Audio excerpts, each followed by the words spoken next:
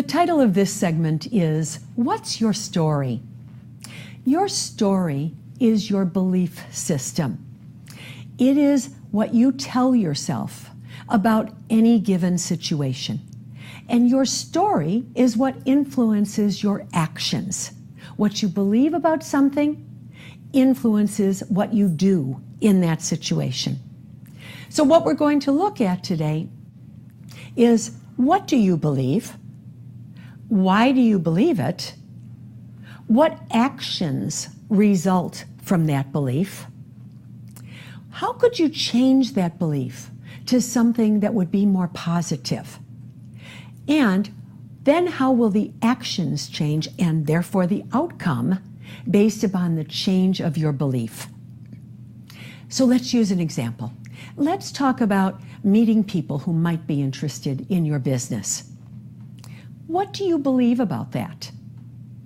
You might be saying, I believe I've got something wonderful to offer, and they will be very excited to learn about it. All right, that's great. Then what actions result from that belief is you feel confident and you have enthusiasm offering your services to others.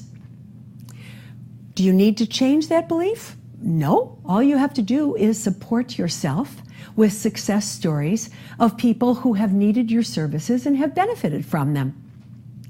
And then your actions will continue to get stronger and stronger and more enthusiastic. What if you believe the opposite? What if the story you tell yourself, what you believe, is that if you offer someone your services, they may feel that you're imposing on them? Perhaps the story resulted by somebody giving you a short answer or a mean answer when you offered them something from your business.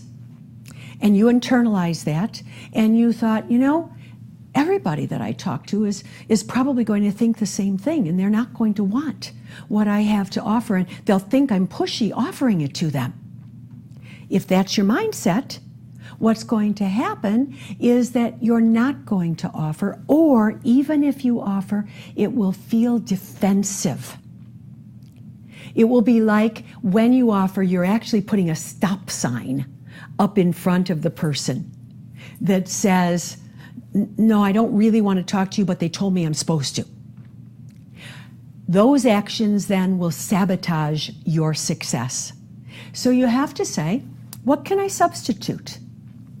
Could I think to myself, a person has any right to their response that they choose.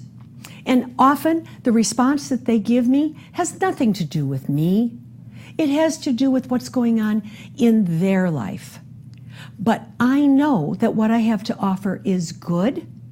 And so what I will do is just offer without caring about the response. I'll offer because I know I have something valuable to offer, and I won't worry what they think or even what they say. If you change that belief, what will happen for you? Now you will have an open heart, and as you offer to people, they'll see the soul and the caring with which you are offering them some aspect of your business. So, the idea of changing your mindset has to start with understanding what's your story. What do you tell yourself? And I encourage you to practice this. Do it as an exercise to say, what do I think? What's my story about prospecting? What's my story about connecting with people? What's my story about offering people the business opportunity? What's my story about supporting them in any business achievement that they wish? What is my story about my future success and my ability to create my own success? What story am I telling myself? When you identify what the story is, then you can look at, is it serving you or is it an obstacle to your success? If it's an obstacle, you will see the actions that result from what you're telling yourself are negative actions. They are self-destructive actions. They are actions that prevent you from stretching and growing. And so your job then is to figure out what you can change that belief to. You see, your feelings just are. Your feelings just happen inside of you. However, they come from the attitudes that you have. And if you change your attitude about something, the feeling will automatically change. So if you change your attitude about the story you're telling yourself and you decide to adopt a different story, the result will turn out to be different too, and it will govern your behavior. I encourage you to do this one small step at a time. This is not something where you make a giant leap of change. Rather, it's about stretching and growing. People always talk about their comfort zone. Oh, that's outside my comfort zone. Or they'll say, I have to break out of my comfort zone. That sounds like really hostile behavior. It sounds like your comfort zone is a brick wall around you and that you have to punch through it. I want to give you a different visual of how this can actually work. Think of your comfort zone as surrounded by elastic.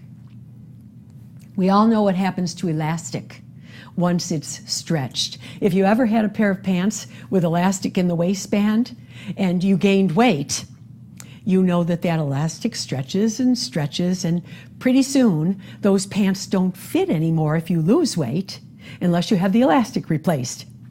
So let's vision this for your comfort zone. Imagine your comfort zone surrounded by elastic, and what you're going to do is little steps, little actions to widen it out. And as you widen it out, more and more is included in the circumference of that comfort zone.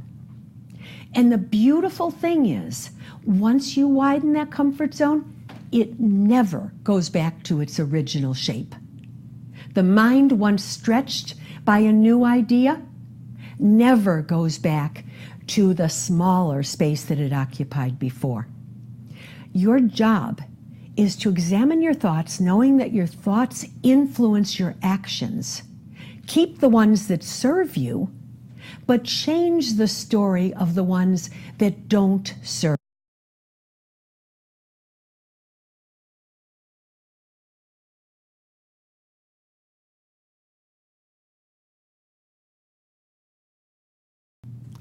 Operating on this premise, being very aware of what's going on inside of you and what things, maybe not even recognized by you yet, are controlling your actions, will give you the opportunity to be more fulfilled as a person and have a better experience with family, friends, and in your business.